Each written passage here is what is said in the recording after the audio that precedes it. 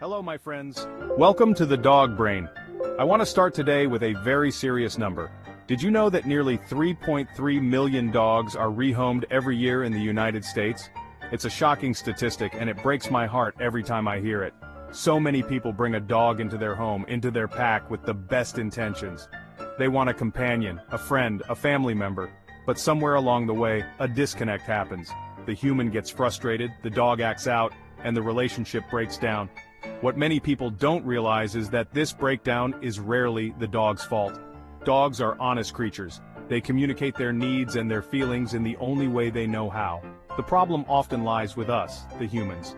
We misunderstand their language, we project our own emotions onto them, and we make simple mistakes that, over time, can make our dogs feel stressed, confused, and even unloved.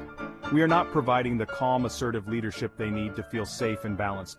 So today, we are going to look deep into our own behaviors. We will explore 15 common mistakes that owners make, mistakes that can damage the trust and love you share with your dog. I invite you to join me on this journey of understanding. Watch closely, be honest with yourself, and see if you're making any of these mistakes. The goal is not to feel guilty, but to learn, to grow, and to become the best pack leader your dog deserves. Let's begin. We begin with something that happens before many dogs even have a chance to join our pack docking. People often see tail docking or ear cropping as a cosmetic choice, a way to make a dog look a certain way, maybe tougher or more purebred. But what are we really doing? We are removing one of their most important tools for communication. A dog's tail is like their voice, their billboard. It tells other dogs, and us if we learn to read it, if they are happy, scared, curious, or ready to play. It is a fundamental part of their language, expressing their state of mind. Imagine trying to have a conversation with someone whose expressions you cannot see. It would be confusing, frustrating. This is the world we create for a dog with a docked tail. Other dogs may misinterpret their intentions, leading to conflict. They can feel misunderstood, isolated, unable to express their true energy. They lose a key way to signal appeasement or fear, which can put them in dangerous situations. We must respect the natural state of the animal. Their body is perfectly designed for their world. We don't need to change it for our own human aesthetics. True beauty is in a balanced, happy dog, not in a surgical modification. I see this all the time. A dog pulls on the leash or barks or chews a shoe, and the human's immediate reaction is to shout, "No! Bad dog! Stop it!" The volume goes up, the energy becomes tense and angry. But what does the dog hear? They don't understand the words. What they feel is your energy. They feel the anxiety, the frustration, the instability. This loud, chaotic energy doesn't teach them what you want. It just frightens and confuses them. It tells them their pack leader is not calm, not in control. Instead of creating a learning moment, you create a moment of fear. The dog may stop the behavior out of intimidation, but they haven't learned anything. They just learned that their human is unpredictable and scary. A calm, assertive leader doesn't need to shout. Your energy is your most powerful tool. Use a firm, low tone, a sound like a ch, to redirect their attention. Combine this with clear body language and hand signals. When you are calm, confident, and consistent, your dog will understand you perfectly. They look to you for guidance, not for chaos. Project strength, not anger. For humans, a hug is a universal sign of love and comfort. We embrace our friends, our family, our children. So it's natural for us to want to wrap our arms around our dogs to show them how much we care. But we must remember, dogs are not humans, they are canines. In the canine world, a creature putting a limb or their body over another is a sign of dominance, not affection. For many dogs, a hug can feel like being trapped, controlled, or challenged. It can cause a great deal of stress and anxiety. Watch a dog's body language when you hug them. Do they lean away? Do they lick their lips, yawn, or show the whites of their eyes? These are all signs of discomfort. They are tolerating your embrace, not enjoying it. This doesn't mean your dog doesn't love you. It just means they express and receive affection differently. Instead of a restrictive hug, try a gentle chest rub, a scratch behind the ears, or just sitting calmly next to them. Let them lean into you. This is their way of hugging. We must learn to love them in their language, not just ours. Think about how a dog experiences our world. We are giants to them. Everything we do is from above. When we want to interact with them, we often stand over them, bend from the waist, and reach down. From our perspective, this is very intimidating. This looming posture is a threatening gesture in the animal kingdom. It signals dominance and can make a dog feel defensive, anxious, or subordinate in a negative way.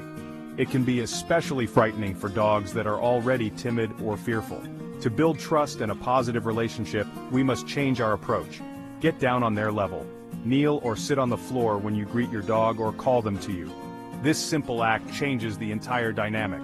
You are no longer a towering figure but an inviting, non-threatening presence. This shows respect for their space and their nature. Let them come to you.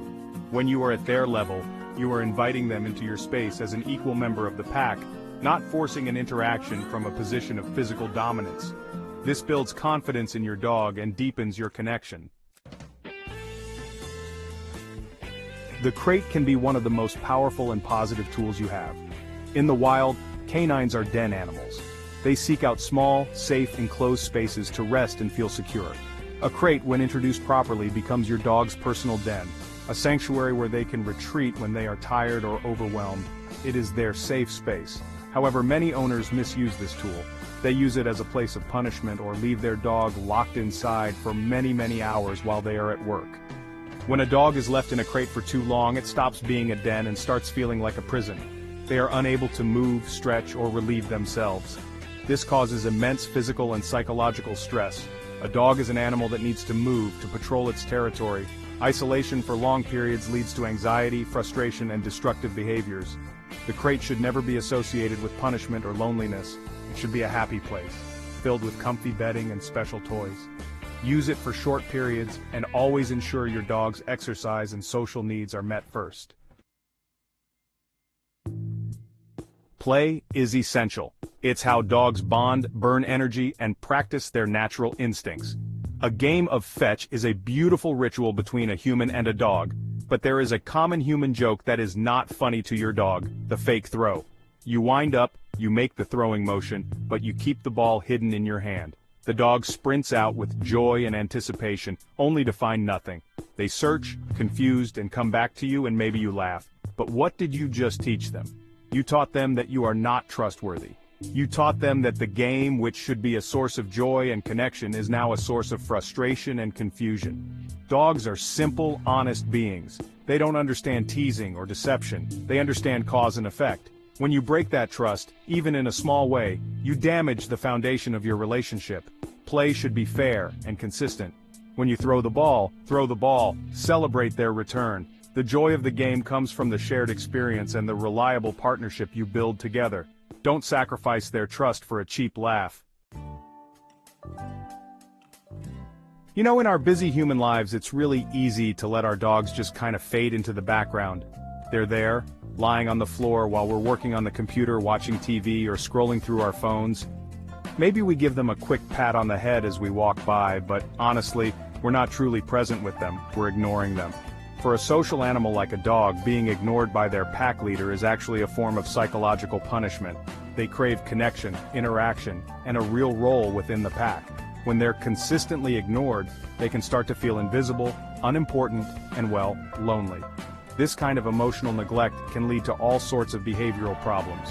A dog who's not getting enough attention might start barking, chewing things up, or doing other destructive stuff. They're not being bad, they're just trying to communicate. They're saying, "Hey, I'm here. Pay attention to me." It's our responsibility to give them more than just food and shelter. We have to provide them with engagement. So, take a few minutes every hour to connect. Make eye contact, talk to them, maybe start a short game of tug. This regular interaction really reinforces your bond and reassures them of their place in the family. A lot of owners think the purpose of a walk is just for the dog to go to the bathroom. They rush the dog out the door, let them do their business, and then pull them right back inside. But honestly, this is a huge misunderstanding of one of the most important rituals in a dog's life. The walk isn't just a potty break, it's a journey. It's their version of reading the newspaper, checking their email, and catching up on all the neighborhood gossip.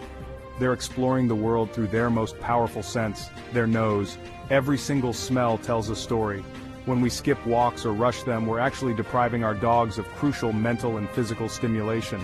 A dog that doesn't get to walk and explore can become bored, frustrated, and just full of pent-up energy. That's when you start seeing problems like excessive barking, chewing, and hyperactivity. and their place in the pack. It really fulfills their primal instinct to travel with their pack. So, please don't see the walk as a chore. See it as a vital activity that nurtures your dog's body, mind, and spirit. So your dog comes up to you and starts licking your face or hands. For a lot of people, the immediate reaction is, yuck, and they push the dog away. We think about germs and, where that mouth has been. But let's just pause for a second and look at this from the dog's perspective. Licking is a deeply ingrained canine behavior. Puppies lick their mother's face to show submission and to ask for food. In a pack, subordinate dogs will lick a more dominant dog as a sign of respect and affection. When your dog licks you, it's often their way of giving you a kiss. By rejecting these kisses with disgust or punishment, you're actually rejecting their gesture of affection and submission. You're telling them, in their language, that you don't accept their love. And this can be really confusing and hurtful to a dog. Now that doesn't mean you have to let your dog lick you all over your face if you're uncomfortable with it. You can redirect the behavior. When they start to lick, gently turn your head and offer your hand or arm instead. Or you can teach them a command, like enough, and then reward them with a pat or a kind word. Just acknowledge the intention, even if you redirect the action. You're on a walk, and your dog barks at another dog or pulls towards an interesting smell, and feeling the eyes of other people on you, you might feel embarrassed and react harshly. Maybe you yank the leash and scold your dog loudly. You think you're teaching them a lesson and showing others that you're in control. But what's really happening is that you're creating a very stressful and negative situation for your dog. Dogs are super sensitive to their environment and to your emotional state. Public discipline, especially when it's born from your own embarrassment, is just confusing for your dog. The world is already full of intense stimuli, other dogs, people, noises, smells. Adding your own loud, angry energy to that mix only heightens their anxiety. It actually associates the outside world with stress and punishment, which can make future walks even more difficult. Corrections should be calm, swift, and as private as possible. A quick sound, a change in direction, a calm redirection, these are effective. Save the big lessons for a controlled, quiet environment, not the middle of a crowded park. Really, protect your dog from your own social pressures. For a long time, the old way of thinking about dog training was based on punishment and dominance. If a dog did something wrong, you would punish them, with a swat, a loud no, or a shaker can. The idea was to make the dog afraid to repeat the behavior. But this approach creates a relationship based on fear, not on trust and respect. A dog that is afraid of being punished is an anxious, unstable dog. They're not really learning what to do, they're only learning what not to do to avoid pain or fear. And honestly, this is not how you build a happy, confident companion. The most effective and most humane way to train a dog is through positive reinforcement. This means you reward the behavior you want to see. When your dog sits, they get a treat. When they come when called, they get praise and affection. You're basically teaching them that good things happen when they make good choices.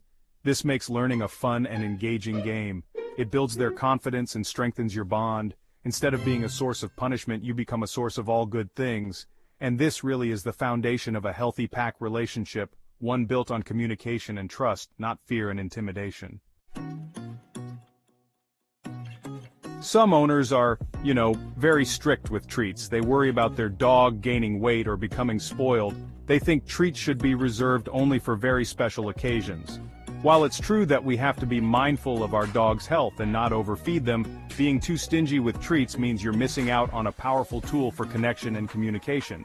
Treats are not just food, they're currency. They're a high-value reward that can motivate your dog and make training much easier and more enjoyable for them. Think of treats as your dog's paycheck. You're paying them for a job well done. Using small, healthy treats during training sessions keeps your dog engaged and eager to learn. They can also be used to build positive associations. If your dog is afraid of the vet, give them treats there. If they're nervous around strangers, have the stranger offer a treat. You're changing their emotional response from fear to anticipation. Of course, moderation is key, but used wisely, treats are a wonderful way to say good job, to build confidence, and to strengthen the bond you share. Our dogs' lives are ruled by routine. They really thrive on predictability. They know exactly when it's time to eat, when it's time to walk, and of course, when it's time for you to come home from work. Their internal clocks are honestly pretty precise. So when arrangements, ask a neighbor, a friend, or even a professional dog walker to stop by, let them out, and give them some company. Don't just assume they'll be fine. Leaving them for extended, unexpected periods is a betrayal of the trust they place in you. You made a promise to care for them when you brought them into your home. Fulfilling that promise, even when it's inconvenient, is really a cornerstone of your relationship. There's an old saying for a reason: let sleeping dogs lie. It's wise advice. When a dog is sleeping, they're in a state of complete vulnerability. Their mind is at rest, and they might be deep in a dream, maybe chasing squirrels, or just running free. If you suddenly wake them up by petting them, making a loud noise, or letting a child jump on them, you can startle them pretty badly. Their first instinct upon being woken suddenly is defense. This is called sleep startle reflex, or sleep aggression. It's not malicious, it's just a pure primal instinct to protect themselves. And even if your dog doesn't snap or growl, waking them from a deep sleep can be really disorienting and stressful. Just like us, dogs need uninterrupted sleep for their physical and mental health. It's when their bodies heal and their minds process the day's events. The best way to show your love for a sleeping dog is to respect their rest. Teach children to leave the dog alone when they're in their bed or sleeping spot. Let them wake up on their own time. This shows them that you are a safe, predictable leader who respects their needs and their space, even when they're at their most vulnerable. A dog's hearing is incredibly sensitive, far more powerful than ours. They can hear frequencies and sounds that are completely silent to us, which is pretty wild if you think about it. That's why loud, sudden noises like fireworks, thunderstorms, or construction can be absolutely terrifying for them. To a dog, it can honestly sound like the world is ending. They don't understand where the noise is coming from or what it is. All they feel is overwhelming, inescapable fear. Their instinct is just to run and hide. As their pack leader, it's your job to be their protector in these moments. Don't force them to face their fears. That will only make it worse. Trust me. Instead, create a safe haven for them. Before the fireworks start, close the windows and curtains. Turn on a fan, the TV, or some calming music to help muffle the outside sounds. Prepare their crate or a small room with their favorite blankets to create a secure den. You can also try anxiety wraps or calming supplements. Most importantly, stay calm yourself. Your calm energy will tell them that even though the world is loud, they are safe with you. We've covered a lot today, and honestly, my hope is that this has opened your eyes to seeing the world from your dog's perspective. Your dog is not just a pet, they're a member of your family, your pack. They look to you for everything: food, safety, exercise, and leadership. Understanding their language and their fundamental needs as a canine is the most profound way to show them you love them. It's about more than just affection. It's about deep, instinctual respect. The connection we can have with these amazing animals is a gift, but it's one we really have to earn through understanding and patience. I want to create a community of understanding here, so I want to hear from you. Be honest, have you made any of these mistakes? I know I have in my journey. What have you learned about your dog that has changed your relationship? Share your stories and your own tips in the comments below. Your experience could help someone else who is struggling.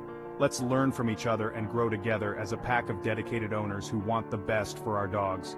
If you found this video helpful and want to continue on this path of discovery, please give it a like, subscribe to the channel, and be sure to hit that notification bell so you don't miss our next video. Every action helps us reach more people and more dogs who need this information. Remember, here at the Dog Brain, we're not just dog lovers, we're dog understanders. Thank you for joining me. Stay calm and stay assertive.